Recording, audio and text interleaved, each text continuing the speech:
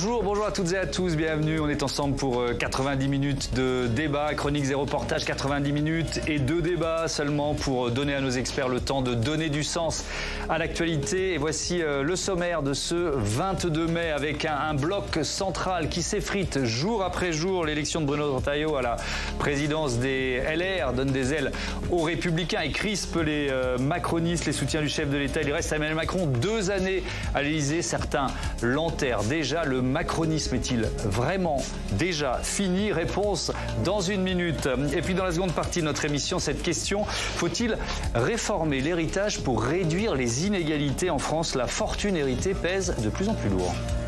On a l'impression que cette société figée revient parce que les inégalités de patrimoine sont très fortes. Imaginez qu'aujourd'hui, les 50% les plus pauvres des Français, ils transmettent au maximum 70 000 euros à leurs enfants. Le 1% les plus riches, 4 millions d'euros. Donc vous voyez, on voit bien les écarts considérables qui se font au niveau de l'héritage. Certains, comme Cécile Duflot ou Jean-Luc Mélenchon, proposent de taxer les super héritiers, ces 70 000 Français qui touchent plus de 13 millions d'euros de leurs parents. Est-ce une bonne idée? L'héritage est-il forcément un amplificateur d'inégalités? On en débat dans 3 quarts d'heure. Mais d'abord, donc, ce climat électrique entre républicains et macronistes. Dernier épisode, la publication du rapport sur l'entrisme des frères musulmans. Cécile Sixou. La nette victoire de Bruno Retailleau donne tête des ailes au LR du gouvernement. En tout cas, elle semble avoir libéré la parole de certains des ministres issus de la droite, comme Sophie Primas. Cette semaine, la porte-parole du gouvernement a pris ses distances avec Emmanuel Macron. Dans une interview sur CNews, elle enterre le courant politique du président de la République. Le macronisme trouvera probablement une fin dans les mois qui viennent, avec la fin du quinquennat. Une prise de position qui a suscité la colère et l'incompréhension dans le camp présidentiel. Je m'interroge quand même d'une ministre qui est au gouvernement, qui appartient à une coalition dans laquelle il y a des macronistes. Et s'il est là, c'est parce que justement il y a un gouvernement porté par des macronistes, notamment que ce soit à la fois le Premier ministre et d'autres ministres, qui l'ont intégré. Ce genre de déclaration à l'intérieur du gouvernement, c'est pas très bien perçu. Je pense qu'elle l'a regretté elle-même. Elle a compris qu'elle avait fait une gaffe. Je pense que c'est une phrase malheureuse de la part d'un membre du gouvernement. Ce qui est clair, c'est que le président Emmanuel Macron ne pourra pas se représenter en 2027. Après, savoir ce qu'est le macronisme. Bruno Retailleau aussi a rendu furieux le camp présidentiel. Décomplexé par sa victoire, mardi, le tout nouveau chef des LR n'a pas attendu le Conseil de défense pour donner sa position sur le rapport sur les frères musulmans. Il a même présenté quelques-unes de ses pistes mercredi au Sénat. Il faut bien entendu prendre ce problème à bras-le-corps. Ce qui devra être proposé dans les mois à venir, dans les semaines à venir, c'est une meilleure organisation de l'État avec un vrai chef de file en matière de renseignement et un parquet administratif au ministère de l'Intérieur pour, diligenter des dissolutions, diligenter des entraves administratives. Ces prises de position ont rendu furieux Emmanuel Macron, car c'est lui qui avait commandé le rapport. Le président a recadré le ministre et renvoyé au mois de juin les prochaines conclusions du rapport. En tout cas, en marquant de plus en plus ces différences avec la ligne présidentielle, les tensions risquent d'aller crescendo au sein du gouvernement et la position de Bruno Retailleau semble difficilement tenable sur le long terme. Et donc cette question, le macronisme est-il vraiment fini? Je la pose à Bruno Cotrez. Bonsoir, bienvenue. Bonsoir. Vous êtes chercheur au CEVIPOF, enseignant à Sciences Po et auteur avec Anne Muxel de ce livre, Le vote sans issue, chroniques électorales 2024. C'est aux presses universitaires de Grenoble. Céline Braque, bonsoir, bienvenue. Bonsoir, vous êtes directrice générale d'Odoxa. Stéphane Vernet, bonsoir et bienvenue. Bonsoir. Journaliste politique, rédacteur en chef délégué de la rédaction de Ouest France à Paris. Et Sophie Dravinel, bonsoir Sophie. Bienvenue à vous, éditorialiste politique. Je vais remettre une couche, pardon, c'est un peu trivial, mais avec cette citation du président du Sénat dans le Figaro, Gérard Larcher. Cela fait longtemps que j'estime qu'après Emmanuel Macron, il n'y aura plus de macronisme, il n'y a que le gaullisme qui a traversé les générations. C'est peut-être pas le constat qui compte, Bruno Cotrez, c'est le timing. On est à 2 ans de la fin du second quinquennat. Oui, il y a le timing, évidemment, et d'ailleurs, dans la déclaration de la porte-parole du gouvernement, peut-être que ce qui a heurté, ce qui a posé problème, c'est quand elle dit « dans les mois qui viennent ». Oui. Parce que c'est vrai qu'Emmanuel Macron, il a encore pas loin de 2 ans à tenir à l'Élysée. Il tente, à de nombreuses reprises, il a tenté, mais il tente désespérément de donner un sens au fond sur la scène nationale, parce que sur l'international, il est quand même très très présent. On voit quel sera le legs d'Emmanuel Macron au plan international, l'impulsion européenne sur les questions de défense, ça restera un legs évidemment très très très important. Mais sur la scène nationale, on voit qu'il a du mal à bien clarifier quel sera le grand legs d'Emmanuel Macron sur la scène nationale. Et donc, on voit que le sablier s'est inversé pour lui. Donc, évidemment, tout ce qui, de près ou de loin, laisse penser qu'au fond, on ne retiendra pas grand-chose, que la parenthèse est en train de se fermer, bien sûr, ne lui plaît pas, et encore moins à ses soutiens, bien évidemment. Donc, c'est aussi le timing, c'est la manière dont elle l'a dit. Et puis, ce qui a beaucoup heurté son camp, c'est le fait qu'elle soit la porte-parole du gouvernement. C'est-à-dire, normalement, après chaque Conseil des ministres, elle doit avoir un aparté avec le président pour caler la parole au fond de l'exécutif. Oui, effectivement. Et avec cette question, Céline Breuil, parce que dans le monde politique, certains enterrent Emmanuel Macron, bon, voilà, c'est dur, mais c'est le jeu. Et dans l'opinion, c'est-à-dire, est-ce qu'il garde son noyau de fidèles ? Oui, alors si on appelle les fidèles vraiment les sympathisants du Parti Renaissance, c'est-à-dire ceux qui, dans les sondages, se sentent proches, ou en tout cas c'est le parti dont ils se sentent le moins éloignés. Là, ils sont 9 sur 10 à avoir une bonne opinion du président de la République. Ouais. Chez les sympathisants LR, on en a 4 sur 10 qui ont une bonne opinion du président de la République. Après, politiquement, dans tous les autres partis politiques, il est très rejeté. Et sociologiquement, il n'a plus, en fait, de base sociologique. Quand même, à un moment, il était très apprécié chez les CSP+, pas mal chez les retraités. Tout ça, ça a disparu. C'est-à-dire qu'il est vraiment très, très peu apprécié par toutes les catégories de la population, en particulier les ouvriers, les habitants des petites villes, les ruraux, etc., etc. Mais y compris chez ces Français qui, jusqu'à, disons, il y a encore quelques mois, apprécient encore un peu le président de la République. Ouais. Avec, quand même, il faut raconter ça, Stéphane Dernet, la publication du rapport sur l'entrisme des frères musulmans, ça a été l'objet d'une colère du président de la République, colère plus ou moins froide. Qu'est-ce qu'on peut en dire ? Bon, alors, d'abord, est-ce que Bruno Retailleau fait fuiter les conclusions du rapport, qu'il a lui-même décidé de déclassifier, etc., dans un timing il fait ça juste après son élection à la présidence des Républicains. On peut se poser la question. En même temps, ça, c'est une obsession qu'il a depuis très longtemps, en fait, depuis qu'il est en poste. Donc, c'est quelque chose qui travaille depuis des mois. Donc, bon, les choses... Mais c'est l'Élysée qui l'avait commandé, ce rapport. Oui, non, mais complètement. Oui. Mais après, je pense que la colère du président de la République, elle vient aussi du fait qu'on assiste en fait à un président qui, sur les affaires intérieures, parce que je rejoins complètement Bruno Cotresse sur le fait que sur l'international, il est très bon, il est reconnu au niveau par ses voisins européens, il n'y a pas de question. Mais sur la scène internationale, il est en situation il est en situation de grande faiblesse. Je trouve que la parfaite illustration de ça, c'est l'émission de la semaine dernière. Sur TF1. Oui, bien sûr. Donc les 3 heures, je ne sais plus combien ça durait, c'était interminable, 3 heures, 3h20. C'était une émission qui était faite pour que le président de la République puisse rassurer les Français par rapport à la situation internationale, mais aussi pour dire, je suis encore là pendant 2 ans, le quinquennat n'est pas terminé, regardez tout ce que je vais faire. Et il était question qu'il annonce un référendum ou plusieurs référendums au cours de la soirée.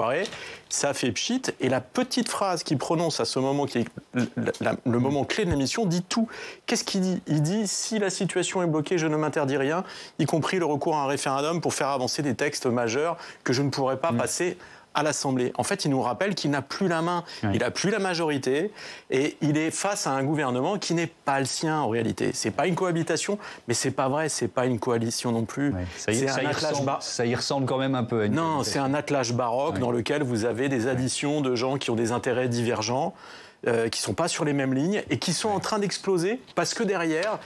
Depuis dimanche et l'élection de Bruno Retailleau et son retour en majesté qui va peut-être durer que 3 jours, mais il y a l'idée qu'en fait, de toute façon, à terme, il faudra départager les candidats de la droite et du centre pour 2027, primaire, etc. Mais je pense que c'est aussi à ça que Sophie Primas pense quand elle dit... Bien sûr. Et puis il y a aussi, on est entre personnalités, hommes et femmes de pouvoir. Et quand le pouvoir de l'un se fragilise, les autres ont tendance à en profiter, Sophie. Non, mais bien entendu, ils en profitent. Et puis, en fait, beaucoup ont dans l'esprit que va se jouer comme l'élection de Jacques Chirac en 2002, avec évidemment la création de l'UMP et donc la recréation création d'une force majeure. Mais avant la ministre chargée et porte-parole, il y a Jean-Baptiste Djebbari. On l'a pas vu passer parce que c'était un peu un ancien ministre, donc on a un petit peu oublié peut-être, même s'il reste très présent dans la vie économique.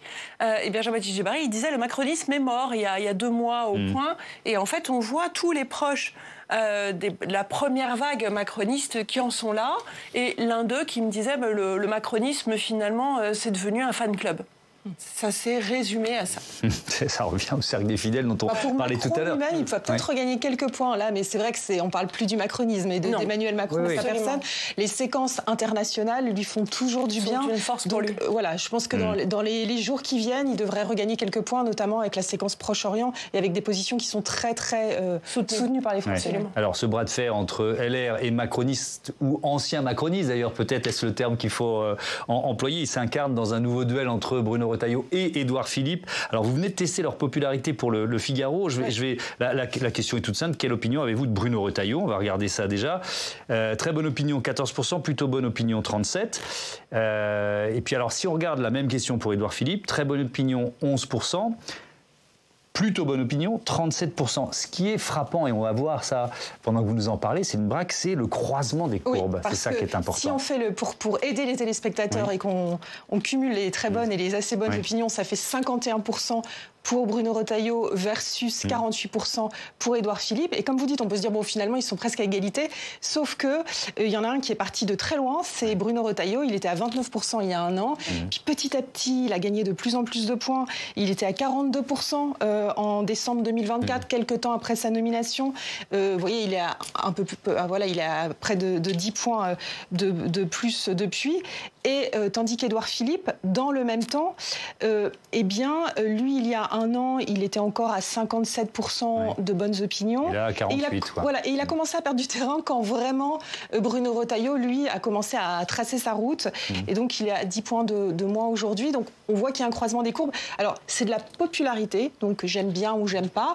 Ça ne veut pas dire qu'en intention de vote... C'est pas les intentions de vote, c'est pas la présidentielle, mais ça montre quand même qu'il y a bien un chemin qui est en ce moment plus favorable, une dynamique plus favorable à Bruno Retailleau. Merci de le rappeler, cette prudence avec chaque étude et chaque sondage. Vous le faites, on le fera régulièrement dans les mois qui viennent, jusqu'à d'abord les municipales, puis la présidentielle. Est-ce qu'il y a un effet de vase communicant pour vous, Bruno Cotresse? C'est-à-dire, est-ce que c'est des anciens sympathisants LR qui finalement se reconnaissaient dans Édouard Philippe, qui là se disent, tiens, on a un nouveau champion chez nous, il nous plaît bien? Sans doute. Sans doute qu'il y a des vases communicants, parce qu'au fond... le socle qui les réunit est quand même très important. Édouard Philippe vient de la même famille politique, certes de courants différents. Bruno Retailleau vient d'une frange du centre droit. Il a été villieriste, il a été filoniste, voilà.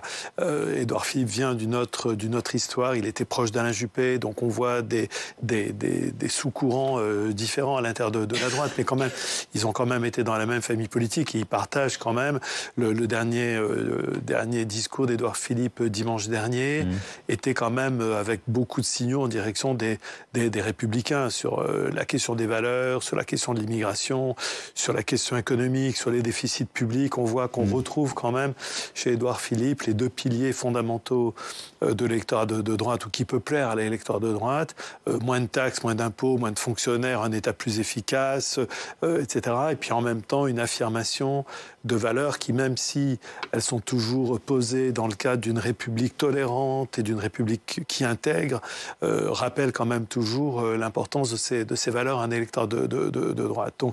Donc forcément, à un moment donné, il y a de la concurrence, forcément il y a des vases communicants.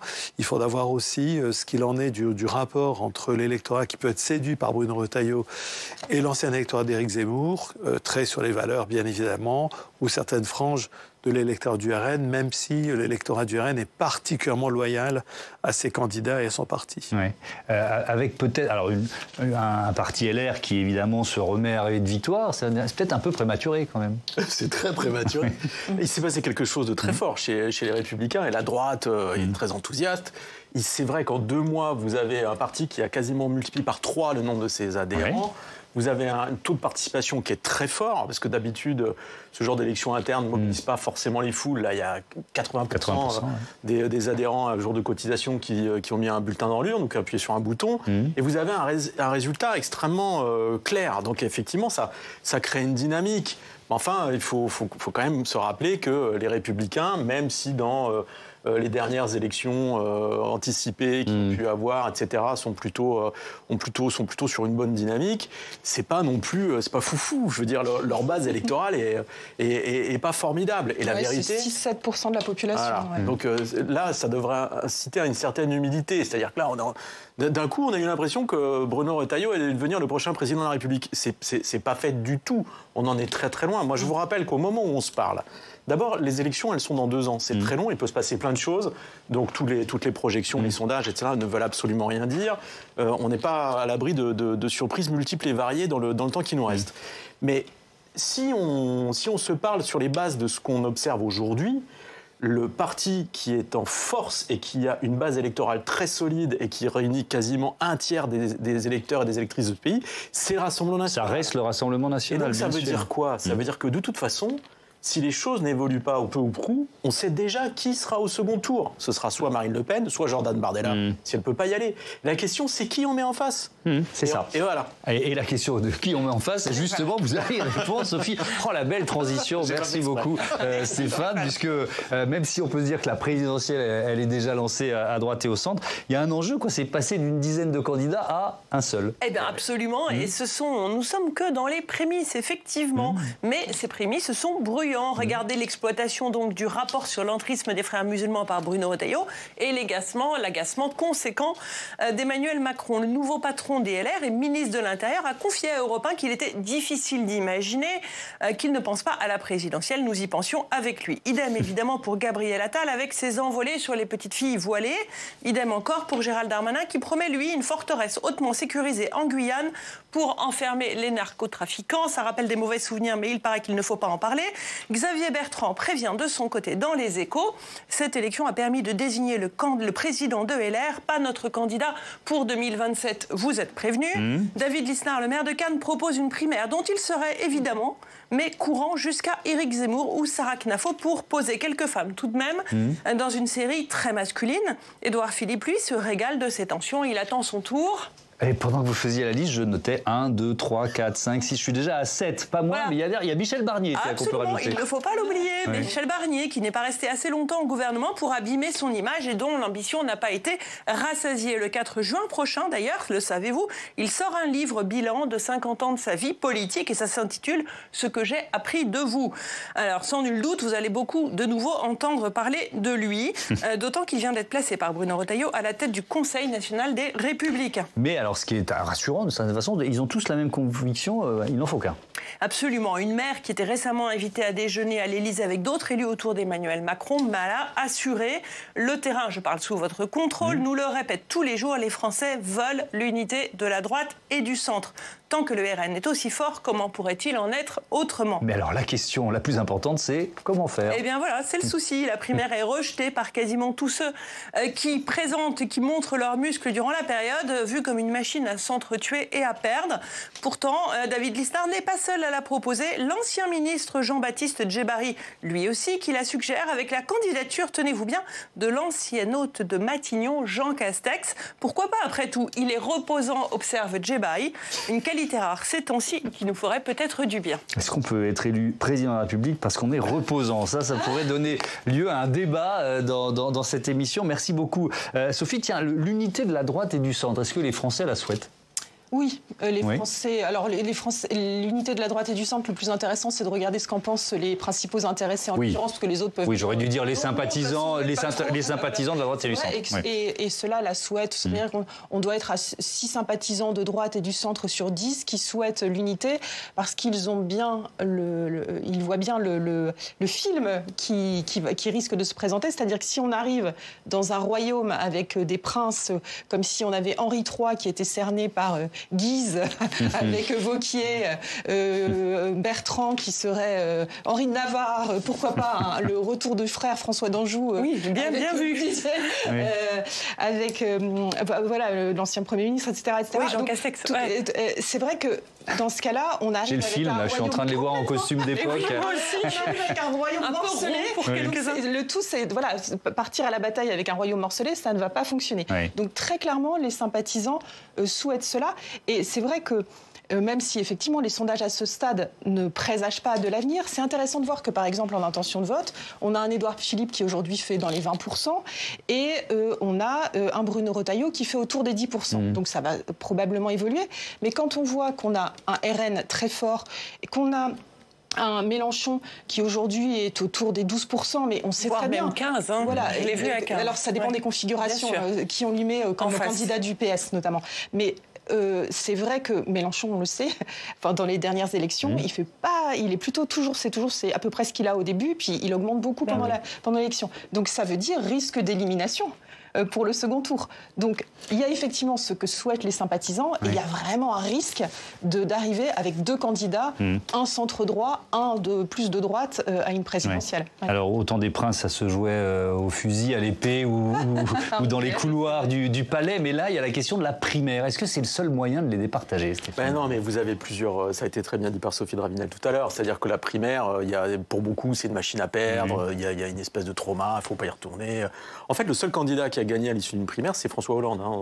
En 2012. Les autres ont connu des sorts divers et variés, mais assez peu enviables. À l'arrivée, ils n'ont pas gagné. Oui, mais François Fillon, c'est pas lié à la primaire, c'est lié à lui. Et alors c'est ça. À droite, on va vous dire oui, en fait, s'il n'y avait pas eu les affaires, il aurait gagné, etc. Enfin voilà. Bon, bref, le sujet n'est pas là. Je pense que pour aujourd'hui, il y a deux hypothèses. Il y a ceux qui vous disent on va laisser faire les sondages, on va regarder qui a la meilleure dynamique, et ça se réglera en gros à l'automne 2016 ou début 2017, en espérant qu'il y en ait un qui va se dégager par rapport aux autres et que tous les autres, en fait, lâcheront l'affaire en se rangeant à son panache blanc.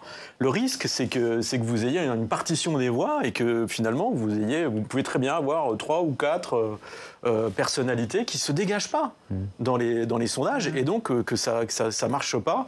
Et qu'à l'arrivée, chacun y aille en se disant il y a peut-être un trou de souris. Ça peut, sur un malentendu, ça peut marcher. Si c'est moi qui à l'arrivée, si j'arrive à me faire identifier comme le vote utile de premier tour, je passe et j'ai gagné.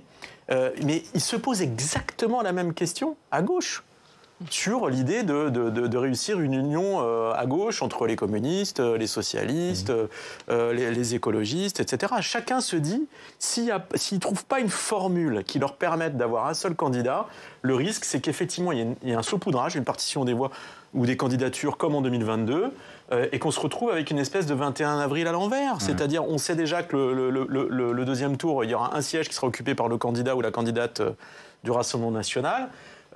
Et il faut avoir l'autre. Et on peut très bien se retrouver avec un Jean-Luc Mélenchon qui remonte. Là, il est très bas. Il y a un rejet, une détestation.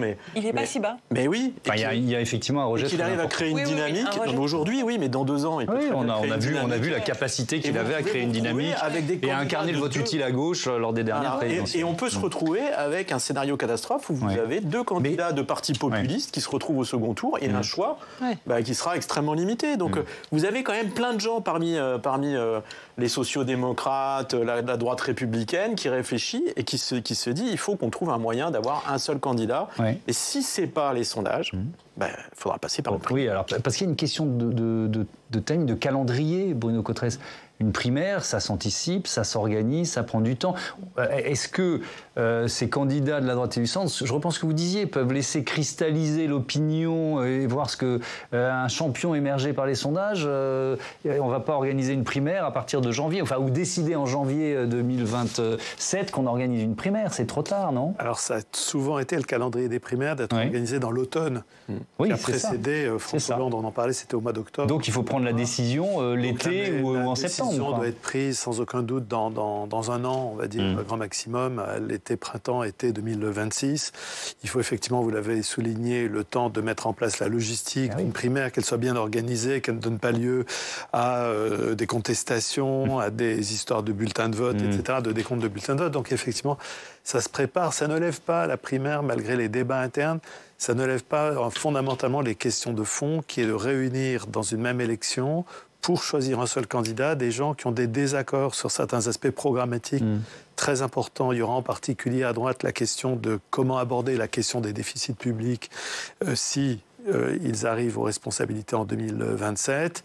Et je ne suis pas sûr que tout le monde soit parfaitement au diapason entre certains qui rêvent d'une sorte de grande révolution sur le périmètre d'action de l'État, par exemple des candidats comme David Lisnard, d'autres qui vont ça, on en parle tout de suite, ça. Il faut... Je vous interromps parce que c'est vraiment le thème suivant qui arrive. On y reviendra plus tard, mais la même chose vaudrait à gauche, au fond, avec l'idée de François Ruffin, d'une grande primaire, où là aussi, ça ne lève pas l'obstacle qu'à l'intérieur de la gauche, il n'y a pas les mêmes propositions programmatiques sur l'intégration européenne de la France, sur la Mais une primaire ne peut pas servir à ça, justement, à trancher des différents programmatiques ? En fait, l'objectif d'une primaire, c'est de choisir un candidat. Ben oui. C'est pas forcément le premier secrétaire.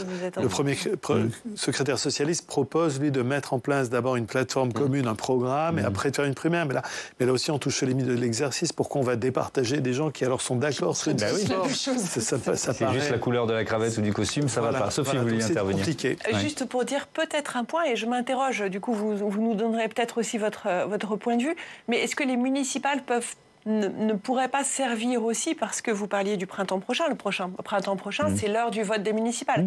Est-ce que ça ne va pas donner des signes qui pourraient servir comme une sorte de primaire malgré tout à gauche? Est-ce que les écologistes vont conserver toute leur ville, en prendre d'autres? Est-ce que ça pourrait servir de primaire à gauche pour distinguer des courants? Est-ce que vous êtes d'accord pour que je me garde cette question pour un peu plus tard? Absolument. Parce que je voudrais qu'on parle du budget tout de suite. On est tous d'accord? Alors on fait ça. Allez, on va s'intéresser au budget, parce que dans ce contexte-là de bataille entre les LR et les macronistes ou les ex-macronistes, il y a l'offensive sur le budget. On va en parler tout de suite avec Audrey Vuettaz. Bonsoir Audrey, c'est vraiment intéressant de voir que ici au Sénat, bienvenue, les LR sont en train de mener cette offensive sur le budget.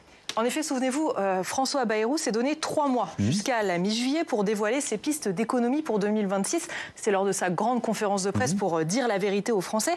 Mais en voulant prendre le temps, il risque surtout d'être pris de vitesse par les Républicains du Sénat, parce que eux ont déjà déployé les grands moyens pour dévoiler leurs propres pistes un mois plus tôt, le 18 juin.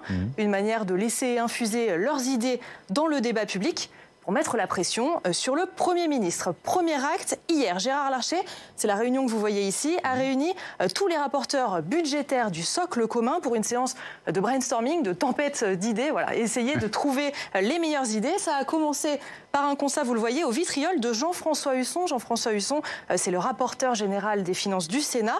Sur les années Macron, d'après lui, les dépenses budgétaires de l'État ont augmenté de 20 milliards d'euros entre 2019 et 2025. On ne peut pas continuer dans l'irresponsabilité ad vitam. Pas très sympathique quand on parle de ses partenaires. Le mot est fort. Et quelles sont les pistes des sénateurs LR? Couper partout, sans tabou, à l'exception de la défense, justement, qui doit être renforcée. D'après leurs calculs, chaque portefeuille ministériel pourrait être raboté de 8%, ce qui donnerait 2,3 milliards d'euros de moins pour l'enseignement supérieur, moins 1,4 milliard d'euros pour l'écologie. Même chose pour le ministère du Travail. Pourquoi pas raboter aussi le budget de la sécurité sociale? Toutes les pistes sont sur la table. Gérard Larcher, et c'est une piste très sérieuse, évoque même un gel budgétaire. Qu'est-ce que c'est un gel budgétaire? Ça signifie que les prestations sociales, le SMIC ou encore les salaires des fonctionnaires ne sont pas indexés pendant une année sur l'inflation. Ça pourrait être le cas l'an prochain si la mesure est adoptée. Et Thomas, depuis tout à l'heure, je vous dis qu'il n'y a pas de tabou. Il y en a peut-être quand même un qui pourrait enfoncer un coin entre le ministère de l'économie et les Républicains. Ce sont les collectivités territoriales. D'après le Sénat, elles n'ont pas une très grosse responsabilité dans le creusement du déficit. Pas question donc de trop leur en demander. C'est pas forcément l'avis de Bercy. Merci beaucoup Audrey. Alors vous commenciez à l'évoquer tout à l'heure, Bruno Cotrez. Donc je reviens vers vous sur finalement cette chasse aux dépenses publiques superflues qu'on peut assimiler à un marqueur de droite. Mais quand elle est aux affaires, la droite, est-ce qu'elle applique ce principe ou pas? Elle a tenté à plusieurs reprises dans notre histoire récente au cours des 30-40 dernières années. Il y a eu plusieurs tentatives. D'ailleurs, pas seulement sous des gouvernements de droite, il y a aussi des gouvernements de gauche qui ont essayé d'endiguer, de rationaliser les dépenses publiques. On voit qu'il y a un sujet qui est effectivement un sujet essentiel pour la droite. Et ça, je pense que ça devrait être un des sujets importants de la campagne de 2027 pour tous les candidats, mais notamment pour ceux de droite qui vont forcément devoir s'adresser à leur cœur d'électorat qui, lui, est très sur l'idée il y a trop d'impôts, les dépenses publiques ne sont plus contrôlées. Je crois que le ministre de l'économie et des finances aujourd'hui, d'ailleurs, lui-même dit qu'on est quasiment au bord de la falaise ou du précipice. Le président de la Cour des comptes nous a dit que nos déficits étaient hors de contrôle, ce qui est quand même pas rien que notre plus haut magistrat sur les comptes publics puisse dire ça, hors de contrôle. Donc ça va être un gros sujet pour la présidentielle de 2027, parce qu'on n'aura pas réglé nos problèmes de déficit public en 2027, on ne sera pas rentré dans les clous européens en 2027 non plus, donc sans doute un très gros sujet pour la droite, et à voir quelles sont ses propositions en dehors des coupes. Parce que pour le moment, c'est vrai que c'est des recettes qu'on a déjà tentées en France. C'est une histoire qu'on a déjà racontée aux Françaises et aux Français qu'on allait couper. Il y a déjà eu des coupes. J'entendais le budget de l'enseignement supérieur et de la recherche. Il a pas mal subi de coupes quand même lui-même. Près d'1 milliard il y a 1 an et demi. Un nouveau coup de rabot ces temps-ci. Donc voilà, est-ce que la droite est capable de proposer quelque chose qui à la fois revienne vers son cœur de sujet qui est moins dépensé, mais racontant une histoire plus susceptible au fond d'un projet, d'un véritable projet de société, c'est-à-dire dépenser différemment, agir différemment. C'est ça les vraies questions de fond, parce que ce qu'il ne faudrait pas, c'est qu'on se retrouve dans quelques années à nouveau dans le même sujet. Oui, effectivement. Avec Stéphane Vernet, est-ce que cette pression de la droite, notamment de la droite du Sénat, ça n'arrange pas aussi les affaires de François Bayrou? C'est-à-dire que ça peut l'aider à justifier des décisions impopulaires en matière de coupe dans les dépenses publiques? Bon, alors la dépense publique, la maîtrise de la dépense publique, c'est un sujet qui est très très cher à François Bayrou et qui travaille depuis des années. Ça a été le premier à en parler. Je crois que c'est dans la campagne présidentielle de 2007, si je ne dis pas de bêtises, où il avait mis ça sur la table. Moi, j'observe quand même que dans la période, celui qui a fait un vrai travail de pédagogie sur le sujet, c'est pas François Bayrou, c'est Michel Barnier. Il est resté qu'un petit mois. Il est resté qu'un petit mois à Matignon. Mais c'est lui qui a vraiment installé dans l'idée, dans le grand public, l'idée qu'on avait un vrai problème, que voilà, c'est toujours très compliqué de parler de milliards, c'est abscon pour plein de gens, etc. C'est des grandeurs. Oui, quand on dit 3300 milliards de dettes, c'est sûr. Ouais. Que, bon. Et je trouve que c'est lui qui a fait toucher du doigt à tout le monde le fait que là, on était... faisant réagir son camp solidement. Oui, voilà.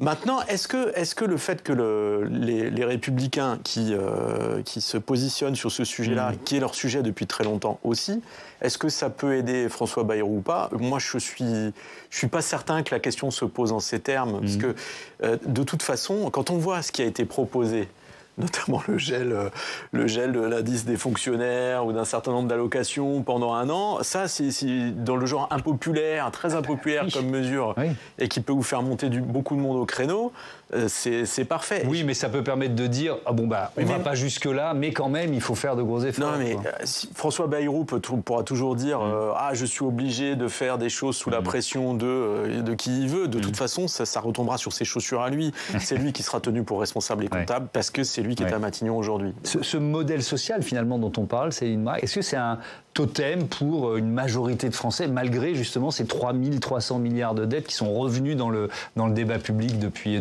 quelques mois? Oui, c'est-à-dire qu'on a à la fois des Français qui, depuis maintenant, c'est vrai qu'en plus, Michel Barnier a fait réaliser le poids de la dette et du déficit et que les Français en sont vraiment complètement conscients. Mais ce qui les effraie, c'est précisément que notre modèle social ne soit pas préservé à cause de cela. Et donc ça provoque chez beaucoup de Français énormément de craintes. Et donc, les Français, quand on regarde le détail des dépenses, il y a quand même des dépenses sur lesquelles ils sont prêts à regarder les choses. mais dès qu'elle les concerne à peu près, c'est quand même autre chose. Et il y a encore une différence assez forte entre les Français de gauche et les Français de droite. C'est-à-dire que autant un Bruno Retailleau, alors au sein du gouvernement, ça pourrait être, s'il reste au sein du gouvernement jusqu'au bout, ce serait plus compliqué, mais il pourrait assumer, par exemple, de décider d'avoir une réforme des retraites qui serait encore, qui irait plus loin pour pouvoir, de ce point de vue-là, regagner justement un petit peu d'air, pouvoir tailler dans les dépenses publiques, pourquoi pas geler les salaires des fonctionnaires. Pour tous les autres candidats, par exemple Édouard Philippe, qui lui a jusque-là quelques soutiens au centre-gauche et même à gauche, ça va être très compliqué d'assumer ça parce que les Français qui jusque-là l'aiment beaucoup sans le connaître vraiment risquent d'être extrêmement déçus quand il délivrera son programme économique. Ouais, effectivement. Avec cette question aussi, le paradoxe d'une certaine façon dans ce bras de fer entre la droite et les macronistes, c'est que LR, ils sont obligés de rester au gouvernement, de continuer de travailler ensemble au sein de ce gouvernement Bayrou. C'est ce que veulent les militants et LR et c'est ce que Gérard Larcher a rappelé ce matin. C'était sur France Inter. Nous travaillons avec François Bayrou. Personnellement, je travaille très correctement avec François Bayrou. Il est obligé de s'appuyer sur le Parlement et particulièrement sur le Sénat. C'est le seul endroit où il y ait une majorité élargie, un socle commun qui travaille bien.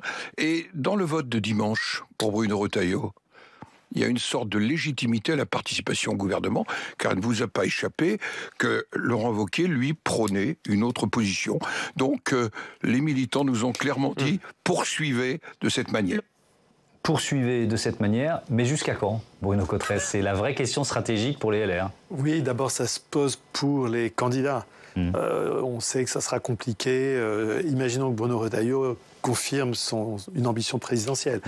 On voit que c'est toujours plus compliqué de rester au gouvernement jusqu'au bout à ce moment-là. Il faut ne serait-ce qu'une question on va dire, de clairement séparer les choses. Surtout quand on est ministre de l'Intérieur. On est ministre de l'Intérieur, on incarne évidemment l'action publique qui parle à tout le monde. On ne peut pas en même temps avoir une parole partisane le matin et incarner l'après-midi un poste ministériel. Donc je pense que ça, c'est presque impossible. Il y a aussi une autre question qui est que forcément tous les candidats centre-droit, la même chose pour Édouard Philippe, la même chose pour Gabriel Attal, si lui aussi avait des ambitions, à un moment donné, ils vont être obligés de nous dire quelque chose sur ce qui les différencie d'Emmanuel Macron. Et ça, on ne peut pas être au siège au gouvernement, au Conseil des ministres avec Emmanuel Macron face à soi. Si l'après-midi, on est obligé, on dit qu'on a des éléments qui... C'est ce qu'on a reproché à Sophie Primas, la porte-parole du gouvernement, en début de débat. Donc elle ne va pas rester longtemps. Donc stratégiquement, il a intérêt pour le moment, Bruno Retailleau, à être sur sa lancée. Le public ne le connaissait pas tant que ça. Il est maintenant très connu, il incarne la fonction. Donc pour le moment, il a tout intérêt à rester au gouvernement, mais la question se posera. Oui. Oui, c'est-à-dire que là, il a été mis sur orbite et il a un socle aujourd'hui assez solide. Et ce serait sans doute une faute de partir très rapidement bien sûr. Avec une espèce de... Jusqu'à quand, ça ne voulait pas dire vite. En fait, il pourra tout à fait saisir un prétexte, il y en aura certainement, pour dire je pars du gouvernement et pour éviter d'en être trop solidaire. Bon, alors les municipales, vous commenciez à l'évoquer tout à l'heure, Sophie, parce que c'est évidemment un point important, parce qu'on est à la fois dans un bras de fer plutôt, on va dire, verbal pour l'instant, mais qui va s'exprimer aussi, on l'a vu à travers les propositions qui sont faites sur le budget. Et puis en même temps, Stéphane Vernet, il y a des alliances. Il y a les municipales, il y a des alliances qui sont en train de se construire dans un certain nombre de régions ou de départements, entre eux, les LR et le camp macroniste. Oui, parce que en fait, si vous voulez, il y a même sans accords nationaux, en fait, il y a toujours des alliances locales en fonction des affinités, de la situation du terrain. Enfin bon, bref. Mais je pense aux Yvelines, par exemple, qui est assez symbolique, parce que c'est à la fois le président du Sénat et la présidente de l'Assemblée nationale qui discutent ensemble pour faire liste commune dans ce département. Mais alors. Moi, je pense que sur les municipales, il y a deux, trois choses qu'il faut rappeler. La première, c'est qu'il n'y a pas plus stable comme élection. En fait, vous avez une prime au sortant qui a toujours joué et qui va continuer à jouer. Même en 2014, quand on a dit « Oh là là, mon Dieu, le Parti socialiste régresse, a perdu ses élections, c'est un camouflet. » Souvenez-vous, Jean-Marc Ayrault a été obligé de partir parce que le Parti socialiste avait perdu je ne sais plus combien de centaines de villes de plus de 10 000 habitants. Mais c'est juste une façon de voir les choses. En réalité, cette année-là, dans 70% des cas, en fait, les communes n'ont pas changé d'équipe municipale, n'ont pas changé de couleur. Parce qu'il y a toujours eu cette continuité, cette stabilité, cette prime au sortant qui, j'en suis sûr, va jouer à plein en 2026 aussi. Et ce qu'on ne dit pas, et ce qu'on ne voit pas, c'est que les vrais gagnants, je peux vous le dire tout de suite, de ces municipales 2026, ce sera le Rassemblement national. Parce que c'est un parti qui progresse partout dans les territoires, en ruralité, depuis très longtemps. Il n'arrête pas. Et par capillarité, je pense qu'ils vont prendre beaucoup de petites villes sans forcément le dire. Et c'est ça qui Ils font énormément de terrain. Et derrière, le choc, c'est pas les municipales, ce sera les sénatoriales. Oui, où là, parce qu'ils auront des grands électeurs. Ce sont des élections indirectes, ce sont les grands électeurs. Et s'ils arrivent à créer un groupe au Sénat, parce que s'ils ont plus de 10 sénateurs, et à mon avis, c'est largement à portée pour eux, alors là, juste avant la présidentielle, là, je pense qu'il y a des petites lumières qui vont s'allumer un peu partout en disant tiens, il se passe quelque chose. Sophie. Juste en complément sur les municipales, ce qu'il faudra observer, parce que je suis tout à fait d'accord avec vous, sur le RN, ce sont éventuellement des alliances entre le RN et des Républicains pour ces municipales. Et il faudra observer de près, parce que je les trouve très silencieux sur ce sujet au RN, sur la possibilité ou non de faire des alliances avec les Républicains. Et avec des électeurs ou avec des maires de droite. Pardon, si on se replace un petit peu au niveau national, Bruno Cotresse, imaginons un électeur de LR, il va être un peu perdu quand même. On fait alliance avec les macronistes d'un côté, on fait alliance avec le RN dans Oui, c'est vrai que c'est toujours un problème un peu de lisibilité des élections municipales, parce qu'au niveau local, il y a des accords parfois liés à des personnalités qui ont eu travaillé ensemble, d'anciens membres, d'anciennes formations politiques. Au fond, voilà. Donc c'est effectivement pour les Républicains, je pense que quand même, je pense aussi que c'est des élections qui incarnent beaucoup de stabilité. La prime au sortant, alors n'est pas une garantie néanmoins, elle s'épuise au fur et à mesure, elle s'étiole au fur et à mesure que les maires entament de nouveaux mandats. Elle a une très bonne durée de vie dès la première fois où on s'en sert, la prime au sortant. La deuxième fois, c'est un peu moins. La troisième fois, on commence à être dans une situation plus dangereuse pour les maires sortants. Donc, mais globalement, c'est vrai qu'il va y avoir sans doute beaucoup d'équilibre et qu'on revivra sans aucun doute ce qu'on a vécu déjà en 2020, c'est-à-dire au fond que ces partis politiques comme les LR et les socialistes arrivent à maintenir quand même des positions. Je partage aussi le sentiment qu'il peut y avoir une vraie progression du RN. La cartographie électorale du Rassemblement national, quand on regarde la présidentielle dans les circonscriptions législatives ou quand on regarde la présidentielle dans les communes, on voit effectivement des cartes qui sont assez impressionnantes quand même. Aujourd'hui, il n'y a pas de formation politique qui ait un niveau aussi important. Je me suis amusé à regarder le score de Jordan Bardella aux européennes. Dans les 577 circonscriptions législatives, il est au-dessus de sa moyenne nationale dans plus de 300 circonscriptions législatives. Donc quelque chose qui est quand même assez impressionnant du point de vue des dynamiques territoriales. Oui, effectivement. Alors ici, les états-majors, on va dire, côté LR, rechignent encore à mener des alliances avec le RN. Côté électeur, qu'est-ce que ça dit? Et les électeurs LR, est-ce qu'ils sont moins réticents que leur chef les électeurs LR, depuis les dernières élections, sont beaucoup moins réticents, en effet, à des alliances avec le Rassemblement national. Maintenant, ils vont quand même essayer de comprendre quelle est la stratégie de leur parti politique. Et ça, c'est vraiment là-dessus que Bruno Retailleau va être attendu et il se retrouve pour le moment dans une situation assez inextricable. Vous parliez tout à l'heure de sa cote de popularité, 51% de bonnes opinions, 65% de bonnes opinions au Rassemblement national, 74% de bonnes opinions chez Renaissance, extrêmement bonnes opinions au-delà de ça, bien sûr, chez LR. Ça va pas tenir très très longtemps et à un moment, ce sera pas possible de pouvoir danser sur ses trois pieds et de pouvoir garder cet équilibre-là au moment de l'élection. Et à ce moment-là, comme on sait que les sympathisants LR sont très, très critiques sur le gouvernement actuel, ça va être la difficulté d'un Bruno Retailleau qui sortira du gouvernement. Bien sûr. Et qui sera peut-être encore.